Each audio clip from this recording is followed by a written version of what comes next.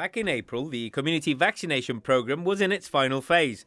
At the time, the GHA advised anyone wanting to be vaccinated to register their interest.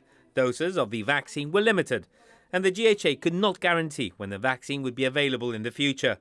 But the vaccination programme has continued in the background, albeit at a slower pace, with the team vaccinating people who had secured their doses previously, among them expectant mothers and people who were recovering from illness. I didn't have the opportunity because I had suffered a stroke back at the beginning of March, and obviously going through the rehabilitation and having a lung problem because of it, I've had to spend the last 5 months here in St Bernard's going through rehab, and this is the first opportunity now that I've been physically able to do it and probably strong enough to take it at the same time.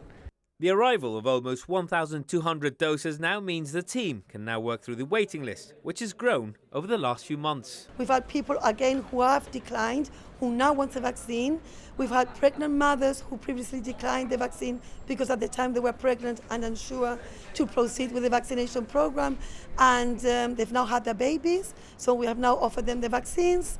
And again, we will continue with the rollout of frontline workers who are newly recruited, who need to be protected, especially working within the Gibraltar Health Authority, ERS or carers, looking after the elderly and the frail at home. The waiting list also continues to grow naturally. I recently just turned 16 less than a month ago, so I got called for the first vaccine today, and it was about time to have it done. Yeah.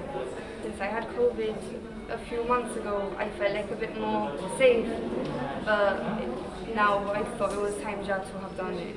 Gibraltar, like the UK, only offers the vaccine to 16-year-olds and over. But last week, the GHA offered the vaccine to high-risk children in the 12 to 15 age bracket, following approval for use by the UK's vaccine committee. Children with neurodisabilities, neurological problems, children with Down syndrome, and any other child, asthmatics, diabetic patients, considered high risks. Obviously, that has to be considered by the actual pediatricians or their GPs or consultants. It has to go through a process whereby it has to come through their recommendation.